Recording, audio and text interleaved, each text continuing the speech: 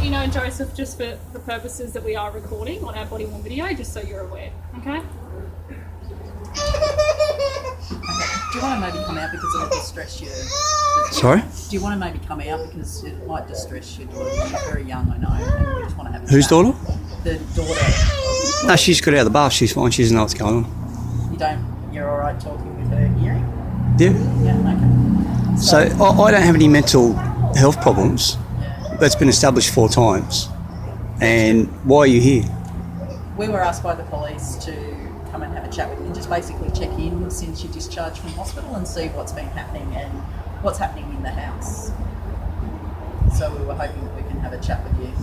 I'm fine. I don't need any help from New South Wales Police. I don't need to be drugged again. It took me about 2 weeks to get over the drugs that you gave me. You gave me like 8 different drugs per day. I don't take drugs. I've never taken drugs. And it was the fucking most traumatic thing in my life. And this is a form of harassment, and the medical nurses in the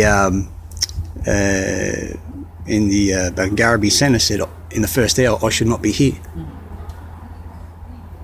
That's what they said. I should not be here, and they said that the whole way through. And they also said that there was another guy in there talking about the corruption within government, and they did nothing but persecute this guy for 3 months. And the security guard, Jim was his name, he basically turned around and said, if this guy's insane, then I should be in here as well. And he was the guy wearing the blue suit. So what's the reason why you're here? We were asked just to basically to check to see how you're going since you discharged from hospital. Who asked you? The police. The police asked? Yeah. Why would the police ask? The police aren't medically qualified. No, that's why they've asked us, because we are medically qualified. But why would they feel the need to be worried about my mental health when they've done nothing but fuck my family around my entire life? I can't answer that. We've been asked by the police to come and have a chat with you, and you are graciously talking to us, so thank you very much. We just need to basically check that everything's okay in the house, that you're okay, and it obviously was very traumatic being in the hospital, and it sounds like... The prison wasn't traumatic. The prison wasn't traumatic. Getting drugged against your will was traumatic. You mean the hospital or not prison? You call it prison, yeah? The prison, they stuck me in prison for 27 days in remand, in maximum security, with dangerous people. Right. That wasn't traumatic. Getting drugged and having to talk to a psychiatrist, that was traumatic. When you find out there is no baseline, there's no scientific evidence to support the fact that they drug people with no outcome. Did you have any idea why the magistrate sent you to the hospital from... Well, you're not legally qualified, and I don't want to get into that. Yeah, I mean, have you see now you're trying to input yourself into the situation because you want to you feel like I'm disenfranchising you. Effectively, what's happening is Scientology did a documentary on psychiatry. They didn't have any input. There was 300 of the world's leading psychiatrists and medical professionals, and they just said we're drugging people with no outcome, and we're talking about treatments when effectively. One of the doctors said it's basically people aren't eating the right food. They're not they've been in stressed environments, and they're not removing that. They're dosing people with drugs. That's not medicine. That's not the basis for medicine. No, I was just trying to understand. There's a Hippocratic oath. You guys harm me with your drugs, right? We've got high court cases that says a deprivation of liberty is a tort in law. These guys commit a deprivation of liberty every day of the week with their move-on orders.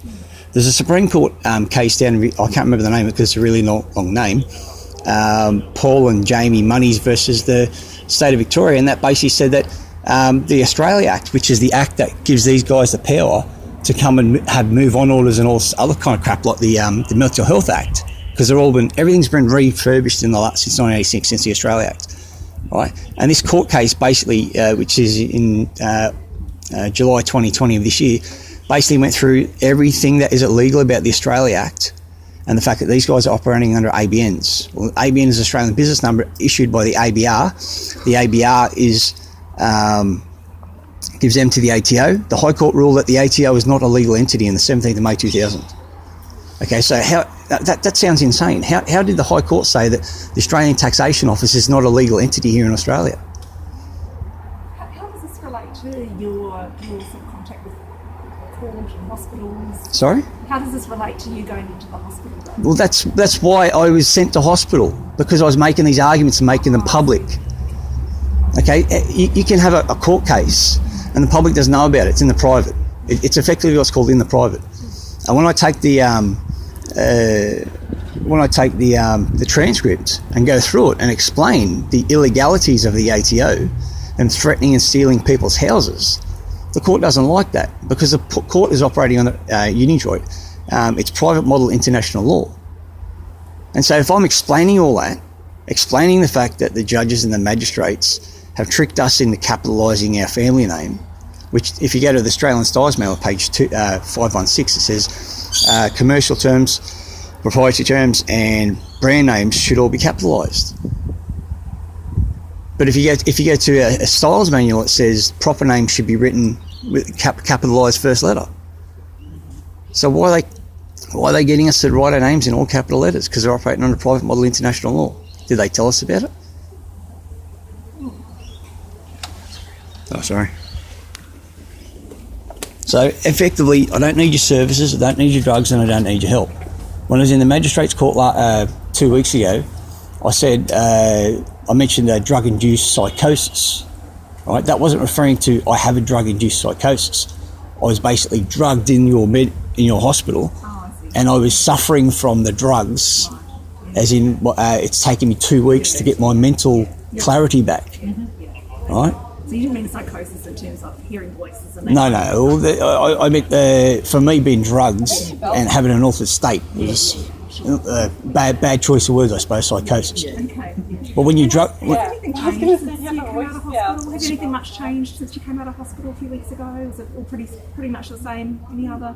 Yeah, fucking everything's changed. I'm getting my clarity, getting my memory back. I used to quote decisions from court cases. Now I'm fucking struggling to do that because of the stupid fucking drugs you put me on. Olanzapine has 1 in 1,000 people have side effects. The first 2 side effects are heart arrhythmia and death. It's in your own paperwork. You gave me a drug that risked my fucking life. When I told you I didn't need any drugs, I didn't have any problems when I was locked inside. And now you got 1, 2, 3, 4, 5 people out here with fucking masks on, when the manufacturer of the mask says these don't protect against fucking viruses. And you get holes in the side of your mask. Your mask isn't even correctly fitted. And you're standing there fucking, I mean, his mask ain't sealed, her mask ain't sealed, your mask ain't sealed, your mask ain't sealed. Right? Well, how big's a virus? Allegedly, it's 30 nanometers. How big's the holes in those masks? 5 microns. That's 5,000 nanometers. That's like me walking under the Sydney Harbour Bridge. And you're standing there with fucking masks on? You've got Dr. Bittar who's saying that this is all bullshit. You've got doctors who see 300, 400, 500 patients a day and they don't have any flu or any virus. You've got 5G towers getting installed up there, which damages the cells in your body, releases toxins and loads your body up with toxins. And the PCR tests, the polymerase chain reaction tests, the guy who made the machine, the Nobel Prize winning physicist, said you can't use that to identify a fucking virus. You can multiply them, but it won't identify them. And you've got 85% false positives with your polymerase test. You're very, very knowledgeable, Joseph. You've obviously well read. I'm not really interested in getting placated here. I just don't want to speak to you guys anymore. So you guys can politely hop it. And I'm not kidding. I don't take drugs. I don't suffer from mental issues. We don't have any issue. Right. We're just doing our job, basically. So you know what the word job means? First time the word job was used was meant to describe someone who had all his property stolen. Phonetically you can pronounce J-O-B 2 different ways, Job or Job. Job out of the Bible had everything stolen. I've had my family, my son and my daughter stolen twice. Right? I've had my fucking property destroyed. I've had my standard destroyed in the community because of the Freemasons running the government. And if you don't think there are Freemasons running the government, go and have a look at all the obelisks in all the towns and all the cities. What's an obelisk? It's Egyptian. It's Freemasonry. Why do I have Freemasons tell me if you become a Freemason, all your problems will go away? Well, that means Freemasons are the cause of my problems. I haven't robbed any banks.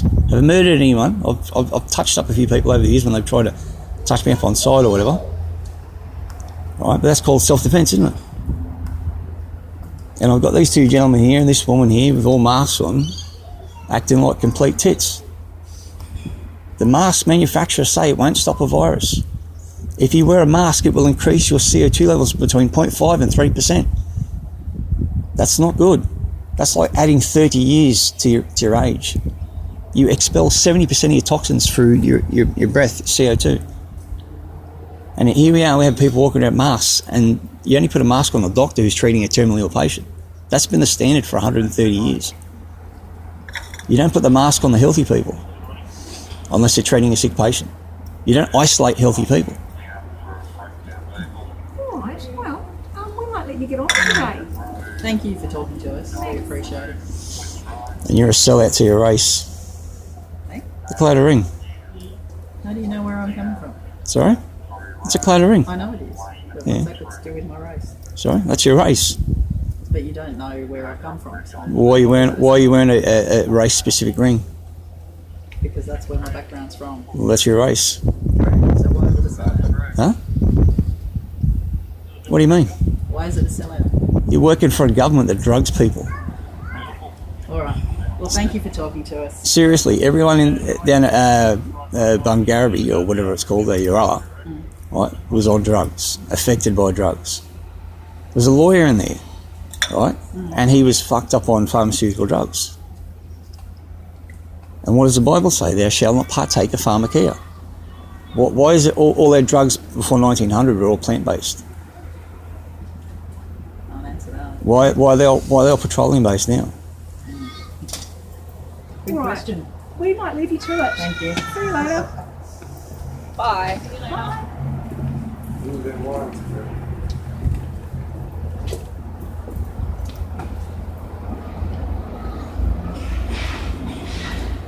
Don't forget to shut the gate properly.